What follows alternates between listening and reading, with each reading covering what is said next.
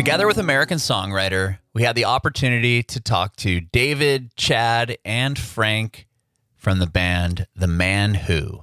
Adam was able to talk to the band over Zoom audio. It's super exciting for them because their song was used during opening day for the Major League Baseball.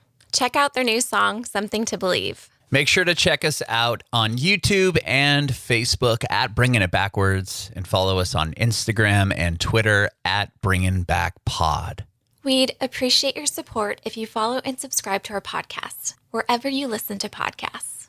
We're Bringing It Backwards with The Man Who. Adam, nice to meet you.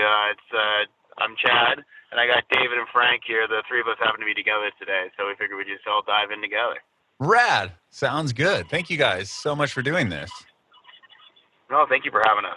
Yeah, of course. Our podcast is all about your guys' journey in the music industry and how you got to where you are today. Awesome. Did you guys all grow up in the same area? No, I'm actually from an island off the east coast of Canada called Newfoundland. And I grew up there, and Chad and Frank both grew up here in Ontario. Yeah, okay. So Frank and I just grew up kind of outside of Toronto by 30 minutes or so. And David and I are related. We're cousins, but my parents had moved towards Toronto for work when I was a kid. So I'd go back to Newfoundland, during the summers and stuff. But yeah, David and I actually didn't connect until we were a little bit older, a little bit more in our teens. And, our common interest was music. And I mean, our parents come from an insanely large family. Our dads are 2 of 14 kids. So we have like 50. Oh my gosh. Cousins. So it wasn't that abnormal that I didn't know all my cousins specifically because I wasn't on the island. But, sure. But when I went back one summer, I actually was there on a little mini tour, and we were playing the local pub, and David came out and checked it out, and then we had a kids party afterwards and drank some rum, and I found out he's a really great singer, so we kind of took it from there. That's awesome. So you're in another band that just happened to go over to the island to play? Yeah, actually, that's how Frank and I met.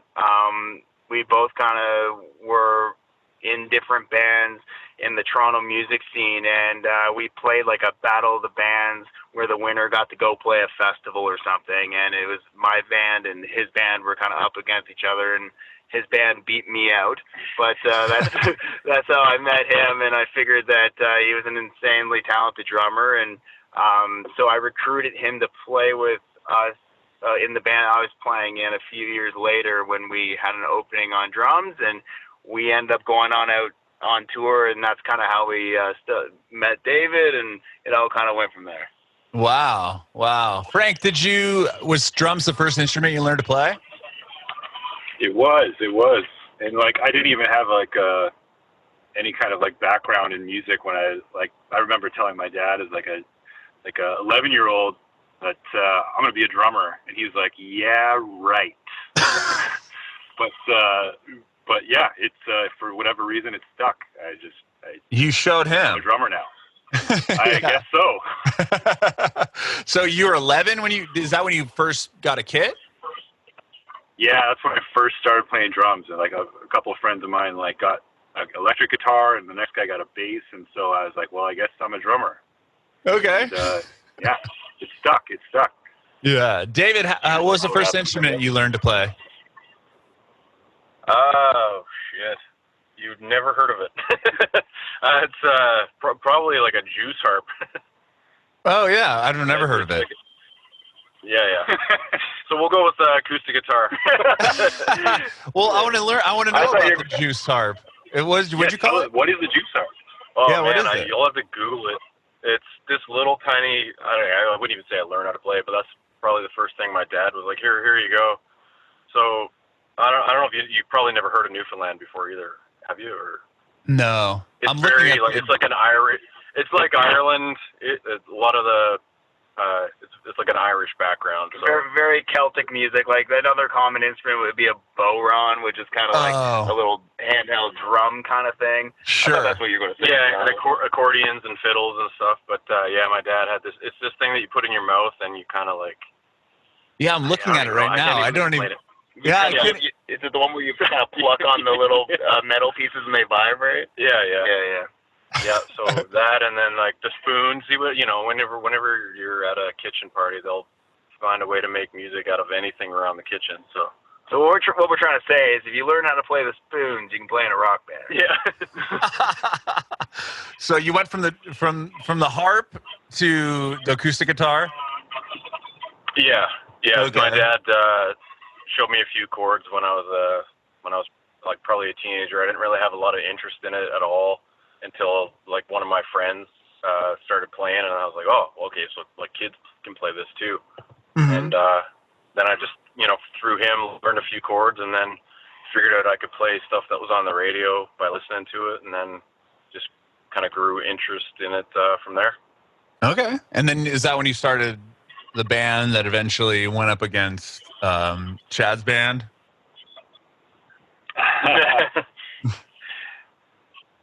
No, that was Frank. But we. Frank's band. Sorry. That's all right. Yeah, no, I started writing like songs on acoustic, like kind of folk rock kind of stuff, and that's kind of how me and Chad started working together. I came up to Ontario and started writing and recording with him. Yeah, when we first ran into David, he had made this EP of kind of folk music with one of his buddies, and I really, really dug it. So I invited him to come up to Toronto and work on a solo album for him. So he came up and we made an EP. I think it was like 6 songs, and I think 5 of them were like full band, and one was like a stripped down acoustic thing. And David wrote all the songs, and like we just kind of played on it and helped with the production and stuff. But the idea was to be David's kind of solo album. And then like a year went by, the album kind of EP got a couple syncs and some TV. Wow. Like Canadian TV stuff. Like there's like in Canada we have the CBC, which is our version, our very, very small version of the BBC. So they make some specialized content. So one of them was a TV show called Heartland, and we got a song placed in that. So we figured we might be onto something. So David came back and we worked on a full-length album, and this was still like for David to kind of have a solo career. And then we just started really like working together, and then we started writing songs, and then David moved to Toronto full time, and then it kind of went from being a solo kind of folk rock identity to then us being, okay, well, if we're going to be a band, we should figure out how to make something that I don't know, just we could tour, and something that would just a little more commercial, not just stuff that could get placed in TV shows. Sure. Wow, that must have been a pretty cool moment, though, to get that first sync. Yeah, it was really cool. Yeah, it was really cool. Do you know how that all happened, or did somebody just happen to find the EP? Well, the back when CDs were pretty popular, a thing. The place that was free was so they were the company that was printing the CDs for me. There was the lady who was in charge of getting them made up. She said she listened to it, and she really liked the one song and thought it could be used for something, so she pitched it to somebody, and then kind of just took off from there. Wow. Yeah, I guess she had a little bit of a relationship with a music supervisor that worked at CBC, but it was definitely one of those it was not like we had no connection to really how it happened. It was a very out of the blue, and I don't know, it was a great surprise. Yeah, I bet. Wow. So from when did you decide to go from the solo records to starting the Man Who? That probably was like 2015, and we just, at that point, we didn't know what the Man Who was going to be yet. So it took about a year and a half of us we set aside one day a week, and we'd all get together and we'd write and jam and try to record ideas and try to get enough recordings put together that we could start showing people to see if we get anybody to help us to kind of elevate it and take it beyond what we were personally capable of doing. And yeah, it took about a year and a half until we wrote Bet on You and kind of did a demo of it that sounded good enough to get the interest of a Toronto-based producer. We kind of knew a couple guys in town that were making records that were doing, for other bands that were doing well internationally and outside of Canada. And when you live in Canada, that's kind of a thing that is heavily on your mind, is like trying to figure out how to get into the UK or get into the US. And so we knew maybe 3 guys that were actually working on records that were doing well abroad. So we kept writing music and showing it to them until someone was eventually like, oh, that song, how about I help you with that? And so when we wrote Bet on You, that was kind of our first break moment, where a guy by the name of Cause, Stephen Cosmanuk, but he goes by Cause, was really interested in it. So he ended up recording it for us, and that kind of got the ball rolling. Mm-hmm. So you put out Bet on You, and then with that record, were you able to make it out of Canada, or are you still doing just Canada tours? Yeah, in a way, like it got our foot in the door for sure. And we just started getting a bunch of people calling us from labels in the U.S. and in the U.K. And at first it was kind of more because we didn't really have any profile whatsoever, other than just one song on Spotify that seemed to be streaming half decent. I don't even think we had an Instagram page by that point, and people started reaching out, and they're more interested in us as writers. They were actually, I remember at one point we got pitched to write on like a Kelly Clarkson song, and where it's just like an instrumental. And they're like, "Could you write the top line for this?" And we had no experience of doing anything remotely like that, and we tried a couple of them, and we're like, you know what? I think we want to focus on being a band right now, so we got back in the studio and started writing more. And then we wrote This High, and we put that out maybe 6 months later. And around that point, we started to get some blog love, and then labels started calling to actually, want to talk to us about us as a band and less about us as writers. And that was kind of the moment that we signed with a major, and then got to actually tour and everything else. It got us out of Canada eventually. You're right. Wow. That's cool. And then what were those tours like? Was it like a big moment, going from what you were doing to now you're on a major label and touring? Yeah. I mean, like, we didn't get our very first tour wasn't playing stadiums by any means, so sure, it wasn't like this. But it was a really big moment for us to get to we rented a 15-passenger van and towed a trailer and got to grind it out on the road and play clubs anywhere from 300 people to 800 people, and it was the first time that we did that in the U.S. and got to play shows, night after night. And the kind of icing on the cake was we were playing on the tour opening for an act called Banners. And we were really good friends with the lead singer, Mike. He's originally from Liverpool, but he's been out of Toronto for the last handful of years. We had lots of friends in common, so we've known him for a long time. So it was a really interesting opportunity because it was a bunch of guys we already knew. So they made it really comfortable for us, and they treated us really well, and it was kind of cool getting out on the road. Because by that point it was summer of 2019. We had put out Bet on You 2 years previous, and in some of the venues it was the first time that we'd ever played abroad and had people in the audience coming up to us being like, hey, we bought tickets specifically to come see you guys, which definitely wasn't something that was on our radar that could happen. We're just like, oh, we're just the opening band and we're lucky to have the opportunity. Sure. Wow. That's cool. So you started seeing people showing up just for your band. Yeah. I mean, not a boatload, but a handful per show is still enough to make it, to make it feel like whatever we were doing was starting to see some fruits of our labor. Sure. What do you think like the biggest milestone has been so far for you guys? Well, actually, something really cool just happened on Friday for us.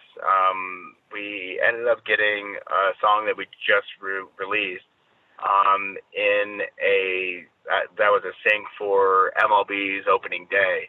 Wow! So I guess actually it was on Thursday, but yeah, that's probably the biggest or the moment for me where I'm watching the MLB Network and watching, a Yankees game and our song is playing in the pre-show. It's pretty big for us. Like for me, that was a big moment. We were all super excited. Don't downplay it. Yeah. Oh yeah, I can imagine. Like, what was that phone call like? Did they call and say, "Hey, we're going to put your song on MLB's network"? Well, it's weird how it happened because we were actually down in LA in I think December playing a showcase, and it was kind of like a last minute kind of thing that they put together, and like it was kind of a nightmare even getting down there to play the show. And then when we got there, like I opened up my guitar and found out that the airline had broke the guitar, so it was cracked in half, and we had to. Oh my God! It was a real shit show, anyways. But I can swear on here, right? Yeah, you can. But yeah, so you want. But yeah, so there just happened to be a guy in the audience that does movie trailers from the Calvary, I guess. Yeah. And I guess he talked to our manager, and he heard the one song that wasn't released, and he said he really liked it and thought it deserved to be in like a movie trailer or something. So we got him the files, and he put together an awesome mix, and I guess our label started pitching it. And yeah, like the way it was kind of explained to us was that he was currently working on a movie and thought it could work for the trailer that he was currently working on. So he kind of made like a trailer score for it. And then in the meantime, while we're waiting to find out about that, the label started to pitch it for other uses. And then we end up not getting the movie or any movie. And then in February, we just got an email being like, hey, the MLB has put a hold on this for potentially opening day. But then within like 7 days, COVID hit and everything starts kind of getting shut down. And then about 3 weeks later, the NBA starts shutting down in March or April. So anyways, we just assumed that this was a very long shot. And then even when MLB was talking about coming back, then there's the players union dispute of wages, and anyways, it just seemed like it was a very, very long shot. But then when you get one of like those type of syncs, it's kind of an interesting deal because they just kind of go, hey, this is how we could use it, so we're going to license it for these type of usage, but then we're not guaranteeing that's what we're going to do. We might not use it at all. So we basically tuned in on the day, like on opening day, not exactly knowing when it was going to show up or how it was going to be used. And then they used it in one of their segments, kind of highlighting all the player movements for like who signed new deals and got traded in the off season. Well, yeah, I guess the off season. But it was pretty cool. It was an interesting ride. Yeah, so you guys had to just sit down and turn the TV on and hope that it played? Yeah, well, they Capital messaged us the night before, being the lady in the sync department, and was like, yeah, like it's going to be used, and this is the segment. But yeah, it wasn't until like 24 hours before that. Oh, okay. I thought you had to like turn it on and just sit there all day and wait. No, we didn't know when the segment was going to play, so we all just kind of started watching around noon, and then it played around like 4 o'clock, and then I think it played again later on in closer to the game, and then they played again on Friday and stuff. But yeah, it was pretty funny. That's so cool, though. But I think that's the music industry in a nutshell. Like, we did this showcase for our label, and they brought out, you know, different type of like digital partners, streaming platforms and stuff back in December. And the idea is just to go down there and, you know, make sure that Spotify and Apple or whoever else thinks that it's all cool. And then out of that comes a movie sync that turns into an MLB sync that, you know, none of that was in the intention of the showcase, but I think that's exactly how the music industry tends to work. Yeah, hearing you just speak about it now, I'm like, everything that we've kind of gotten a little bit of traction on has been kind of happenstance and right place at the right time kind of thing. So it's been interesting to like try and figure it all out. Yeah, it's definitely like full speed ahead in a runaway car, and you're just trying to keep her out of the ditch. That's funny. So the new song, Something to Believe, that you guys just released that. And so did you release it right before the MLB thing? Yeah, so we actually dropped it on a Wednesday, which I guess in today's music industry standard is abnormal because I think everything drops on Fridays. Fridays, yeah. You know, Spotify does their new music Friday playlist update, and everyone's afraid to death that they'll put out a song without a playlist supporting it, I guess. But yeah, we dropped it on Wednesday, the day before the sync, just in case, you know, if anything got screwed up, that they would have 24 hours to, you know, correct anything. You know, they attached the song to the wrong band or something. I don't know. Right. Well, that's cool. Yeah. So will this song be a part of like an EP? Yeah, actually, we're basically we put this out to kind of bridge the gap because for the last 5 months we've been making the most out of the amount of downtime we've had. So we've been writing for our first full-length album. So we just wanted to get something out there that could bridge a little bit of the gap because our most recently released previous to Something to Believe was back in November or December.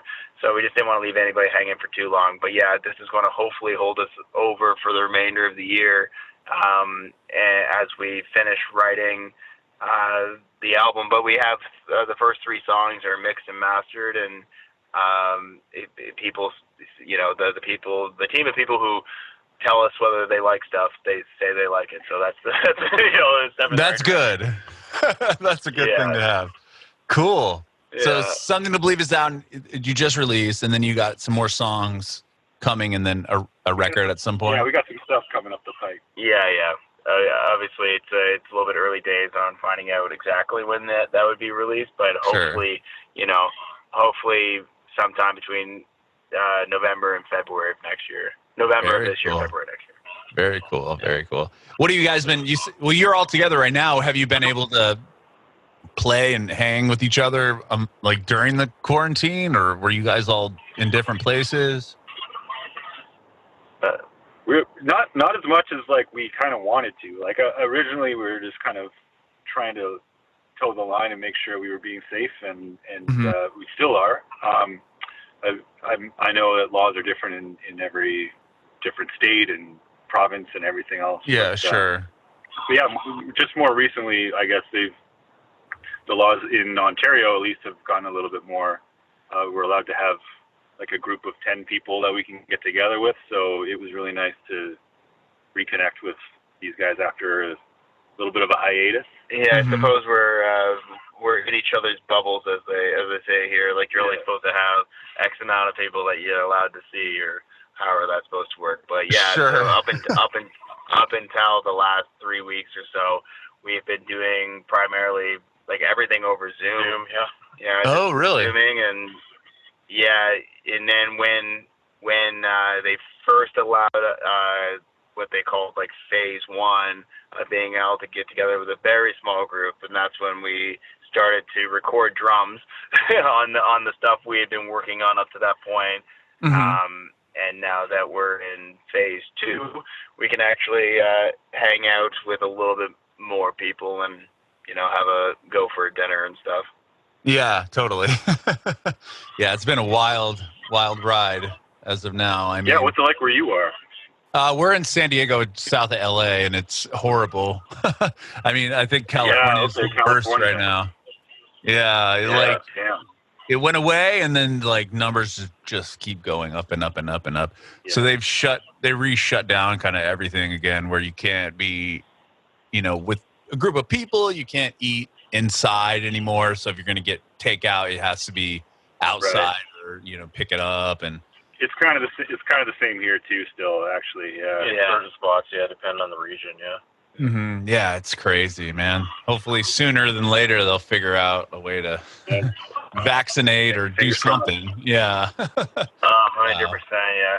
They started doing some drive-in theater kind of shows here now. So I don't know what they're doing down. Oh, they've done one. They've done a few down here in Southern California. I know a couple of the drive-in things.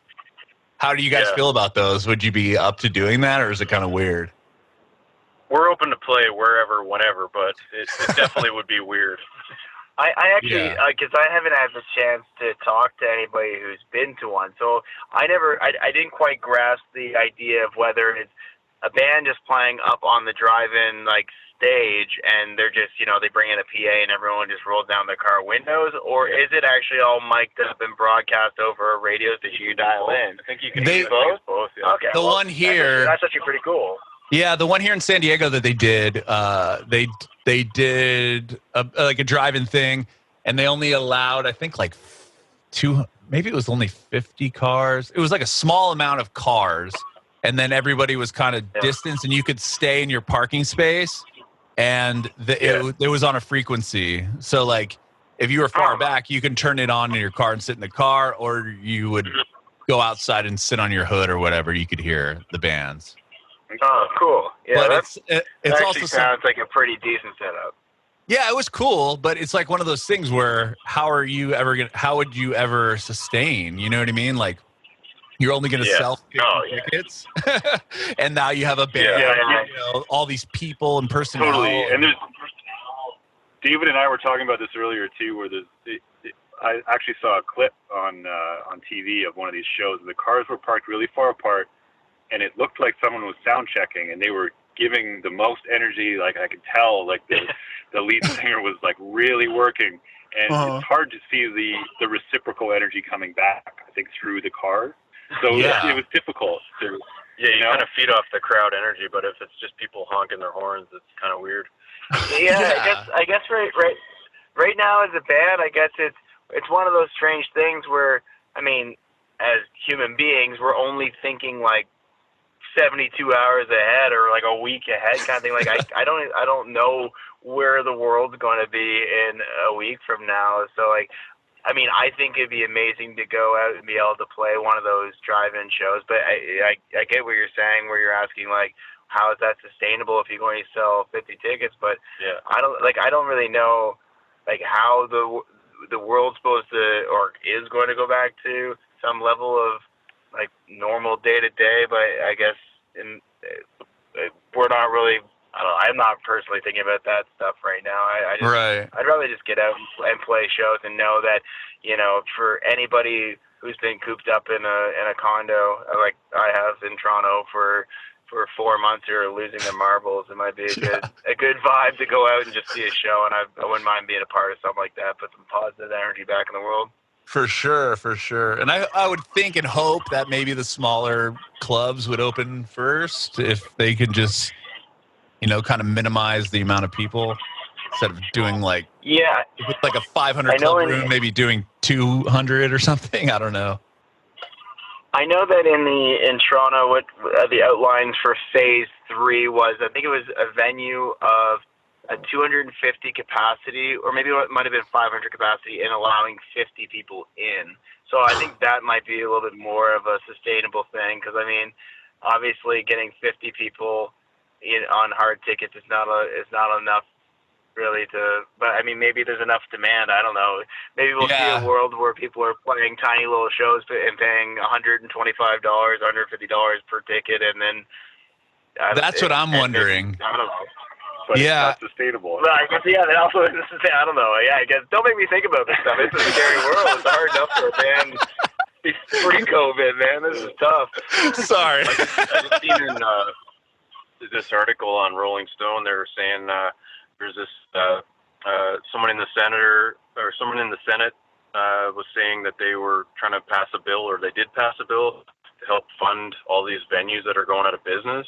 Yeah, the indie music venues are really like struggling. You know, I think that it'll be interesting to see what kind of landscape is there for artists once this all kind of does start to resolve a little bit. Like if they can hang on for long enough, or what our favorite places are going to kind of start to disappear. Like it's kind of scary when you think about it. Yeah, cause especially for like a band like us, where like our bread and butter would be a smaller venue, and I guess I also wasn't thinking about that. But how many small venues of 500 capacity or less that aren't open during a regular day as a bar or a restaurant, so they haven't been able to survive on takeout or don't have a patio or whatever to sustain them right now. And if all those places are going out of business, I guess we'll be a streaming only band, I guess.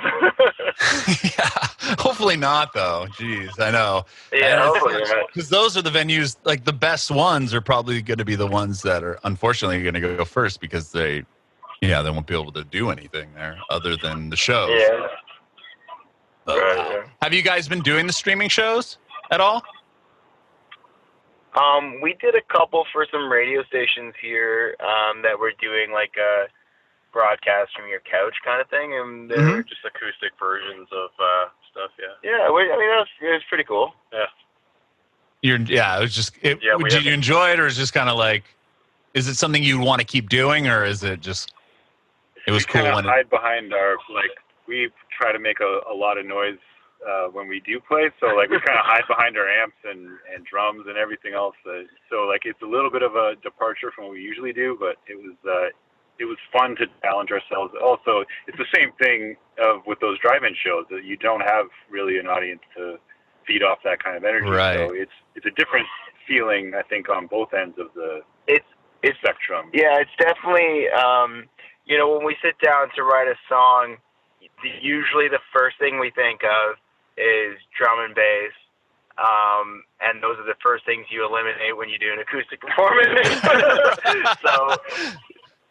so usually we just kind of come up with a cool drum groove, then put in either a sub synth or play a cool bass line, and then build a melody. Because I find that it's easier to get a mood going. Like we just kind of, if we get a vibe, and then the song kind of dictates where it kind of like the vibe dictates where you should go with it lyrically, and then David finds melodies, and then it all kind of goes from there. So the fact that we kind of base the writing process off of Frank's drums mostly, when we lose that, it kind of makes it redefines what the song is. So it's just interesting in those situations to kind of rework them.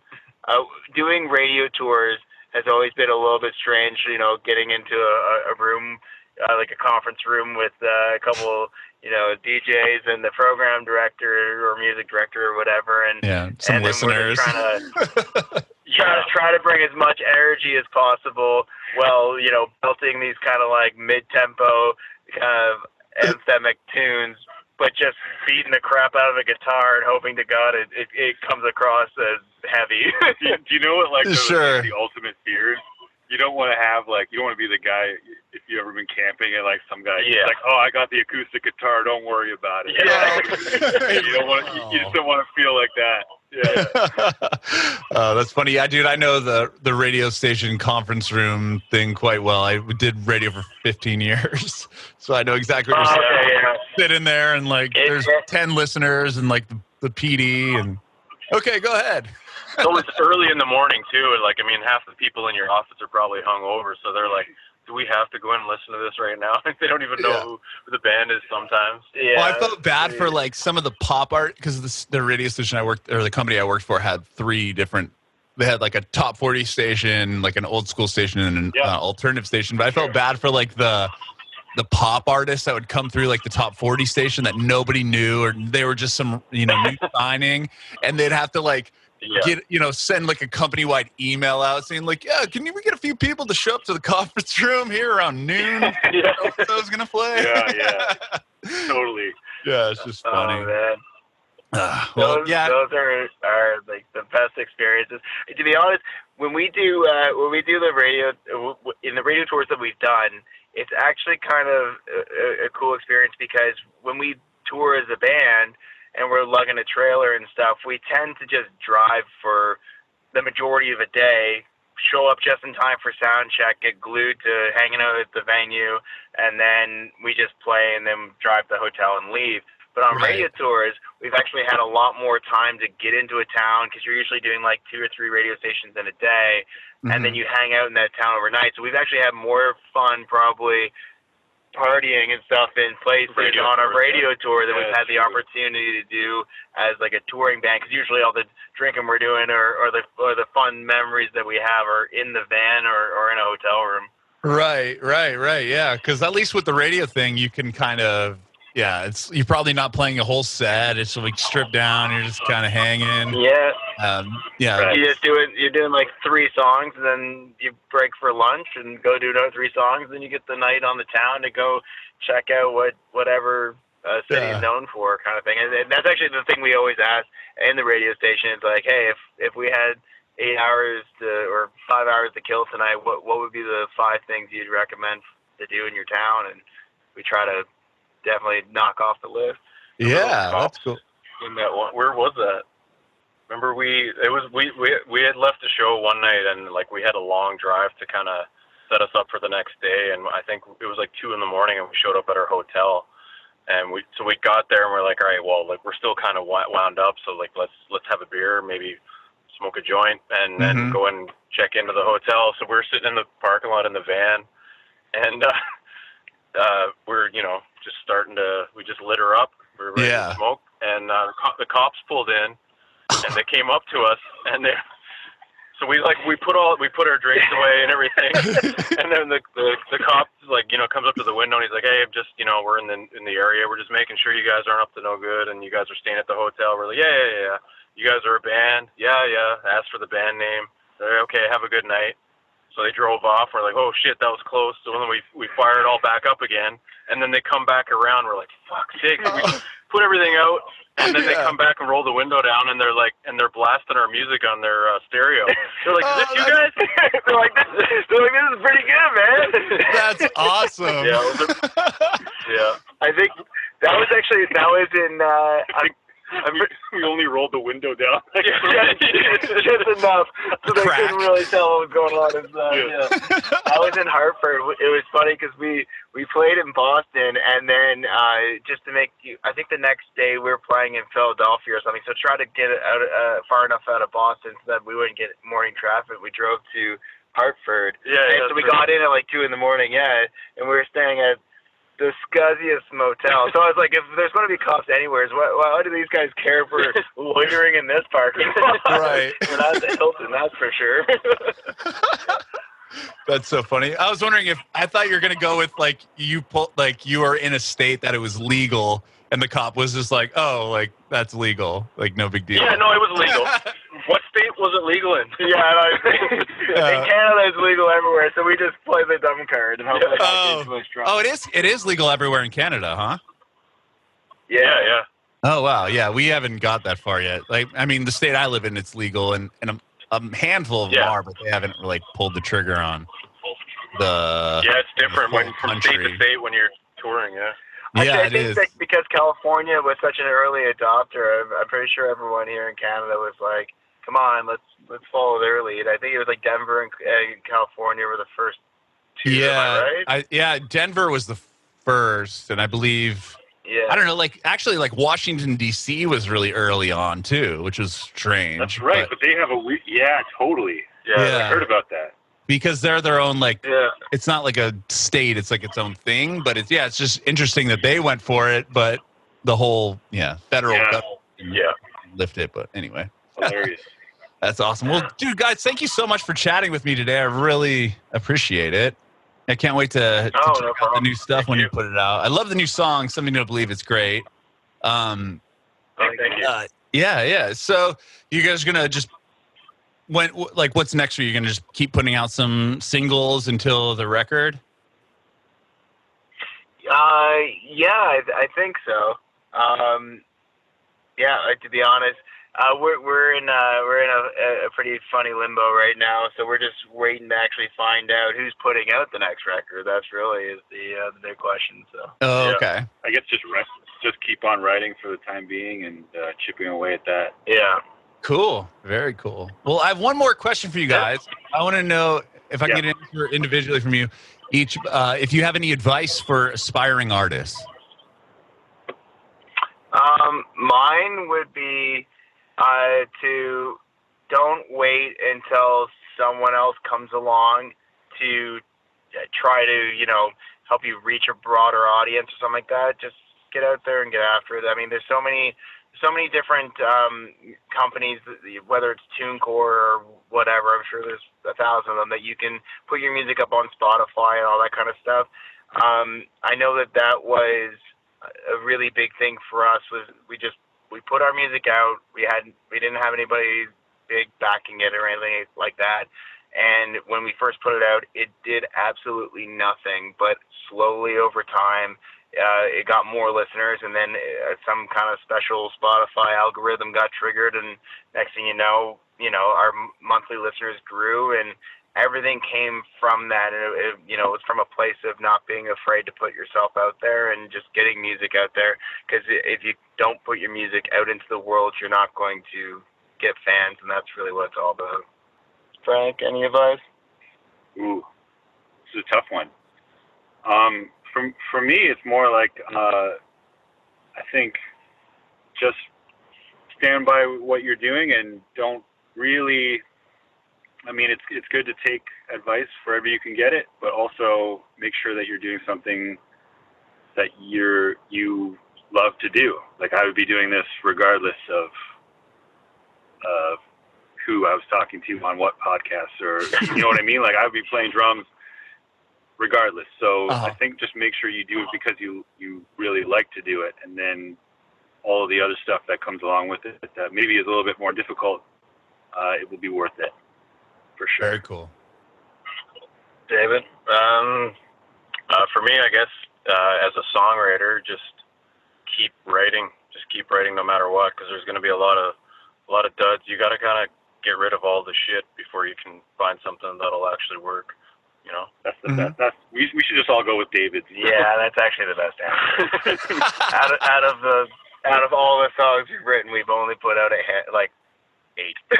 So that's really it's a numbers game in the sense that it's all an experiment, in the beginning, and you just got to keep writing, no matter what the words are, the chords.